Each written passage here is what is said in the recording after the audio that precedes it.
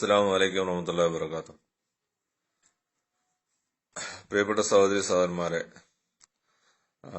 മുസ്ലിം പെൺകുട്ടികൾ മറ്റു മതസ്ഥരുമായി പോകുന്നു എന്നുള്ള പല ഇമേജസും വാട്സാപ്പിൽ പ്രചരിക്കുന്നുണ്ട്. അതിന്റെ സത്യാവസ്ഥ എന്തെന്ന് എനിക്കറിയില്ല. അങ്ങനെ ഉണ്ടെങ്കിൽ ഞാൻ അതിനെക്കുറിച്ച് ചെറിയ ചില കാര്യങ്ങൾ ഞാൻ സൂചിപ്പിക്കാൻ ഉദ്ദേശിക്കുന്നു. എന്നെ അറിയാത്തവർക്കായി, ഞാൻ സയ്യിദ് ഇബ്നു ജോർജ്. ഞാൻ ക്രിസ്തു മതത്തിൽ നിന്ന് ഇസ്ലാം മതത്തിൽ സ്വീകരിച്ച ആളാണ്. ഞാൻ ബാംഗ്ലൂരിലാണ്. ഒരുപക്ഷെ ജനിച്ച് മുസ്ലിം മാതാപിതാക്കൾക്ക് ജനിച്ച് അവരുടെ സ്നേഹം കിട്ടി, അവരിൽ നിന്നുള്ള ലാളന കിട്ടി ജീവിച്ചവർക്ക് ഒരുപക്ഷെ മാതാപിതാക്കളുടെ ആ സ്നേഹം എന്താണ്, ആ കിട്ടിയ സ്നേഹം എന്താണ്, ഒരുപക്ഷെ നിങ്ങൾ അതിനെക്കുറിച്ച് ചിന്തിച്ചിട്ടുണ്ടാവില്ല. എന്നെ സംബന്ധിച്ചിടത്തോളം എനിക്കൊരു മുസ്ലിം മാതാവോ ഒരു മുസ്ലിം പിതാവോ ഇല്ല. പക്ഷെ എന്റെ ഹൃദയം ഓരോ നിമിഷവും അവർക്ക് വേണ്ടി കരഞ്ഞുകൊണ്ടിരിക്കുകയാണ്. എന്റെ മാതാവ് മരിച്ചുപോയി, പിതാവ് ജീവിച്ചിരിപ്പുണ്ട്. അവര് ഓസ്ട്രേലിയയിലാണ്. എന്റെ ബ്രദേഴ്സ് എല്ലാം ഓസ്ട്രേലിയയിലാണ്. അപ്പോ അവർക്ക് ഹിദായത്ത് കിട്ടാതെ മരിച്ചു പോയി കഴിഞ്ഞാൽ എന്റെ റബ്ബേ, എന്തായിരിക്കും അവരുടെ അവസ്ഥ? എനിക്ക് ജീവിതം തന്നെ എന്നെ വളർത്തി എന്നെ ഇത്ര വലുതാക്കി എന്റെ മാതാപിതാക്കൾക്ക് ഹിദായത്ത് കിട്ടിയില്ല എങ്കിൽ എനിക്ക് ഖിയാമത്ത് നാളിൽ വളരെ വേദന ഉണ്ടാവും. എനിക്കൊരു റംസാൻ മാസത്തില് എനിക്കൊരു നോമ്പ് തുറക്കാനോ അല്ലെങ്കിൽ ഒരു രാവിലെ ഫുഡ് അത്താഴത്തിനായിട്ട് ഇതായിട്ട് എനിക്കൊരു വിളമ്പിത്തരാനോ എനിക്കൊരു മാതാപിതാക്കൾ ഇതുവരെ ഉണ്ടായിട്ടില്ല. എനിക്ക് വീട്ടിൽ പെരുന്നാൾ നിസ്കാരം കഴിഞ്ഞ് വീട്ടിൽ തിരിച്ചു വരുമ്പോൾ എനിക്ക് ആലിംഗനം ചെയ്ത് എന്റെ ഉപ്പ എന്ന് പറയാൻ വേണ്ടിയിട്ട് എനിക്ക് ഉപ്പ ഉണ്ടായിട്ടില്ല. എനിക്കൊരു ഉമ്മ ഉണ്ടായിട്ടില്ല. എനിക്ക് വേദനയില്ല, കാരണം റബ്ബ് എന്നോട് ചെയ്തത് അതിനേക്കാളും വലിയ കാരുണ്യമാണ്. ഞാൻ അമുസ്ലിം മാതാപിതാക്കൾ ജനിച്ചുവെങ്കിലും അള്ളാഹു എന്നെയെങ്കിലും രക്ഷിക്കാൻ എനിക്ക് അള്ളാഹു ഹിദായത്ത് തന്നല്ലോ എന്ന് ആ ഒരു കാര്യം ഓർക്കുമ്പോൾ എനിക്ക് റബ്ബിനോട് വളരെ നന്ദിയുണ്ട്. ആ റബ്ബിന്റെ കാരുണ്യത്തിൽ എനിക്ക് വളരെ നന്ദിയുണ്ട്. ഒരുപക്ഷെ സഹോദരിമാരെ, നിങ്ങൾ അറിയില്ല, ഒരു അന്യമതസ്ഥൻ ഒരിക്കലും നിങ്ങളെ ആത്മാർത്ഥമായിട്ട് നിങ്ങളെ സ്നേഹിക്കില്ല, കഴിയില്ല. അയാളുടെ അവരുടെ ഹൃദയം മുഴുവൻ വെറുപ്പായിരിക്കും. ഞാൻ അമുസ്ലിം ആയിരുന്നാണ്, എനിക്ക് മുസ്ലിങ്ങളെ വെറുപ്പായിരുന്നു. ഇസ്ലാം കണ്ടുകൊണ്ട് മാത്രമാണ് ഞാൻ മുസ്ലിങ്ങളെ മനസ്സിലാക്കിയത്. എനിക്ക് മുസ്ലിം എന്നുള്ള മുസ്ലിമിൽ ഞാൻ ഓടിയാകുന്നിട്ടുണ്ട്. അത് ഖുർആൻ തന്നെ പറയുന്നുണ്ട്. അത് ഖുർആനിൽ എത്രയോ വാചകങ്ങൾ പറയുന്നുണ്ട് ഖുർആനില്. അപ്പോൾ നമ്മുടെ ജീവിതത്തിൽ നമ്മളെ വളർത്തിയ, വെയിലും കൊണ്ട് മഴയിൽ നടന്ന് പൈസ ഉണ്ടാക്കി വളർത്തിയ മാതാപിതാക്കളെ വിട്ടിട്ട് അവരുടെ വേദന നമ്മൾ ഒരിക്കലും അറിയും, നമുക്ക് കുട്ടി ഉണ്ടാവുമ്പോൾ, അല്ലെങ്കിൽ നമ്മുടെ കുട്ടി അത് ചെയ്യുമ്പോൾ. എന്റെ മാതാപിതാക്കൾ അമുസ്ലിം ആണെങ്കിൽ പോലും ഞാൻ അവരെ ഏറ്റവും അധികം സ്നേഹിച്ചു. ഞാൻ ക്രിസ്ത്യാനി ആയിരുന്നപ്പോൾ സ്നേഹിക്കുന്നതിനേക്കാളും കൂടുതൽ ഞാൻ അവരെ മുസ്ലിം ആയിരുന്നപ്പോൾ ഞാൻ സ്നേഹിച്ചു. എന്നിട്ട് എന്റെ പിതാവ് എന്റെ കൂടെ വന്നിട്ട് 15 ദിവസം താമസിച്ചു. കുറെ വർഷങ്ങൾക്ക് ശേഷം തിരിച്ചു പറഞ്ഞത് എന്താണെന്നറിയോ? എനിക്ക് 3 മക്കളുണ്ട്. ആ 3 മക്കളിൽ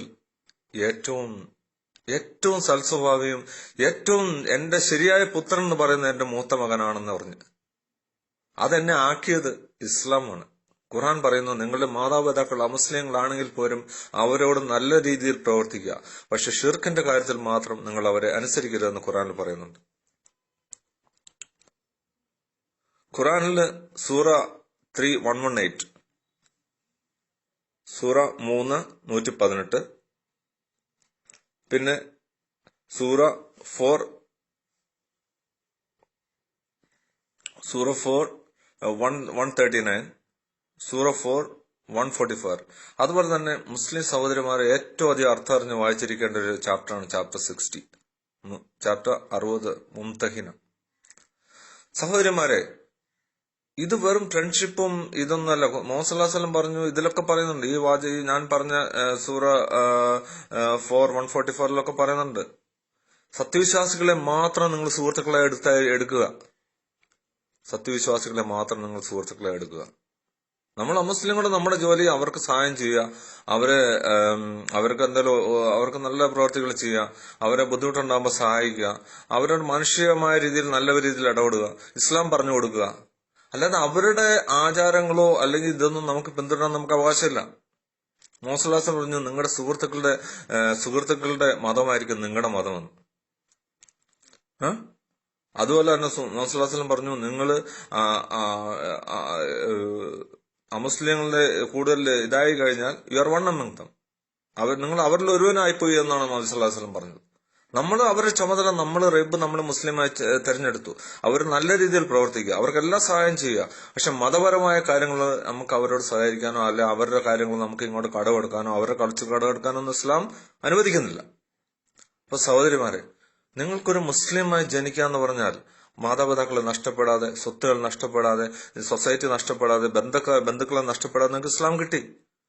നിങ്ങൾ ഒരു നിമിഷം ആലോചിക്കുക, ലോകത്ത് ലക്ഷക്കണക്കിന് സഹോദരിമാര് ഇസ്ലാം മതം സ്വീകരിക്കുന്നുണ്ട്.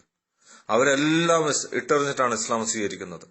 അവര് അന്ന് ആലോചിച്ച് നോക്ക്, അവർക്ക് ഇസ്ലാം കിട്ടാൻ വേണ്ടിയിട്ട് എല്ലാം നഷ്ടപ്പെടുന്നു. നിങ്ങൾക്ക് ഇസ്ലാം കിട്ടാൻ വേണ്ടി നിങ്ങൾ എന്താണ് നഷ്ടപ്പെട്ടത്? ഒരു വൈകിയ വേളയിൽ നിങ്ങൾക്കെല്ലാം ഇട്ടെറിഞ്ഞിട്ട് അള്ളാഹുവിനെ അനുസരിക്കാത്ത ഒരു അമുസ്ലിമിന്റെ കൂടെ പോവാൻ ആണോ നിങ്ങൾ അള്ളാഹു മുസ്ലിം ആക്കിയത്? ചിന്തിക്കുക. ഇൻഷാ അല്ലാഹ് നിങ്ങൾ ആ ഖുർആൻ അർത്ഥം പറഞ്ഞ് മനസ്സിലാക്കുക.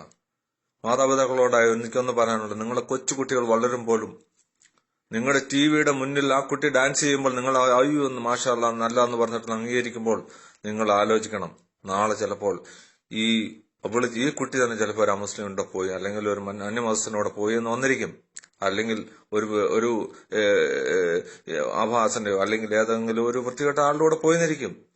അതാണ് ആദ്യത്തെ സ്റ്റെപ്പ്. പാട്ട്, ഡാൻസ്, TV സീരിയൽ. നിങ്ങളുടെ ജീവിതത്തിൽ നിങ്ങൾ ബിസിയാവുമ്പോൾ ആ കുട്ടി TVയിൽ എന്താണ് നോക്കുന്നത് നിങ്ങൾക്ക് മനസ്സിലായിട്ടുണ്ടോ? നിങ്ങൾക്ക് ആലോചിക്കാൻ കഴിയുമോ? നിങ്ങൾ ഓൺ ആക്കിയിട്ട് നിങ്ങൾ തിരക്കിലായിരിക്കും, അല്ലെ നിങ്ങൾ ഇന്റർനെറ്റ് കണക്ട് ചെയ്തിട്ട് നിങ്ങൾ തിരക്കിലായിരിക്കും. അൽഹംദുലില്ലാഹ് എന്റെ വീട്ടിൽ കേബിൾ ഇല്ല. എന്റെ മക്കൾക്ക് ഖുർആൻ അല്ലാതെ നമ്മളൊന്നും അവരോട് നമ്മൾ പറഞ്ഞു മനസ്സിലാക്കും നല്ല രീതിയിൽ. ബാക്കി എല്ലാ ഹാലും നമ്മൾ ഹലാലായ എന്റർടൈൻമെന്റ് നമുക്ക് കൂടെ നിൽക്കും. അവർക്ക് ബെസ്റ്റ് എഡ്യൂക്കേഷനാണ് നമുക്ക് കൊടുക്കുന്നത്, ദീൻ ആൻഡ് ദുനിയ. അവരോട് നമ്മൾ പറഞ്ഞെന്താണ്, നാളെ നീ ഡോക്ടറാണ്, അതുപോലെ തന്നെ നാളെ നീ ഇസ്ലാമിന് വേണ്ടി പ്രവർത്തിക്കണം എന്നാണ് ഇപ്പോഴേ നമ്മൾ പറഞ്ഞു കൊടുക്കുന്നത്. അവർക്ക് ഡാൻസ് അറിയില്ല, അവർക്ക് സിനിമാ പാട്ട് അറിയില്ല. നിങ്ങളുടെ കുട്ടികളെ പാട്ടും സിനിമാ പാട്ടും ഒക്കെ നിങ്ങൾ അംഗീകരിക്കുമ്പോൾ, അവരെ അപ്രീഷിയേറ്റ് ചെയ്യുമ്പോൾ, അവർ ഡാൻസ് ചെയ്യുമ്പോൾ ഓ നൈസ് എന്ന് പറഞ്ഞ അപ്രീഷിയേറ്റ്, നിങ്ങൾ ഒന്ന് ആലോചിക്കുക, നിങ്ങൾ ആ കുട്ടിയെ വഴിതെറ്റിക്കുകയാണ്. നിങ്ങൾ അള്ളാഹുവിനെ സ്നേഹിക്കുന്നുണ്ടെങ്കിൽ പാട്ടും മ്യൂസിക്കും സിനിമയും ഒക്കെ ആ കുട്ടികളും നിങ്ങളുടെ ജീവിതത്തിൽ മാറ്റി നിർത്തുക. ഇതൊക്കെ ഖുത്വാത്ത് ഷെയ്ത്താന്റെ ചുവടുവെപ്പുകൾ മാത്രമാണ്. നിങ്ങളെല്ലാം എന്റെ കുടുംബക്കാരാണ്. എല്ലാ മുസ്ലിങ്ങളും എന്റെ കുടുംബക്കാരാണ്. നിങ്ങൾ ഒരു മുസ്ലിമിന്റെ ജീവിതം നിങ്ങൾ നഷ്ടത്തിൽ പോകുമ്പോൾ എനിക്കൊരു വേദന ഉണ്ടാവുന്നുണ്ട്. അതുകൊണ്ടാണ് ഞാൻ പറയണത്. കാരണം ഞങ്ങളെ പോലുള്ള ഒരു ഇസ്ലാം മതം കഷ്ടപ്പെട്ടിട്ടാണ് കിട്ടിയത്. ഇവിടെ ഒരു കുട്ടി ഇസ്ലാം മതം സ്വീകരിച്ചു. അവരെന്നോട് പറഞ്ഞു, ആ കുട്ടി നമുക്ക് പറഞ്ഞത്, അവർ ആദ്യകാലത്തിൽ ഫജറിന് ബ്ലാങ്കറ്റിന്റെ ഉള്ളിൽ എഴുന്നേറ്റിരുന്നിട്ടാണ് നിസ്കരിച്ചത്, മാതാപിതാക്കൾ കാണിക്കാതിരിക്കാൻ വേണ്ടിയിട്ട്. റംസാൻ മാസത്തിൽ രാത്രി 2 മണിക്ക് എല്ലാവരും ഉറങ്ങുമ്പോൾ ഫ്രിഡ്ജിൽ നിന്ന് എന്തെങ്കിലും എടുത്ത് രഹസ്യമായിട്ട് കഴിച്ചിട്ടാണ് നോമ്പ് നോക്കിയത്. ഞാൻ ഇസ്ലാം മതം സ്വീകരിച്ചപ്പോൾ എനിക്ക് ഒത്തിരി ബുദ്ധിമുട്ടുണ്ടായി. ആദ്യത്തെ മാസം ഞാൻ നോമ്പ് നോക്കിയത് വെറും ബ്രെഡും ജാമും കഴിച്ചിട്ടാണ്. പിന്നെ എനിക്ക് സ്റ്റൗ ഒന്നും ഇല്ലായിരുന്നു. ഞാനൊരു ചെറിയ റൂമിലാണ് താമസിച്ചത്. കാരണം എനിക്കെല്ലാം പെട്ടെന്നൊരു ജീവിതത്തിൽ മാറ്റം വന്നു കഴിഞ്ഞാൽ എനിക്ക് അങ്ങനെ ചെയ്യേണ്ട വന്നു.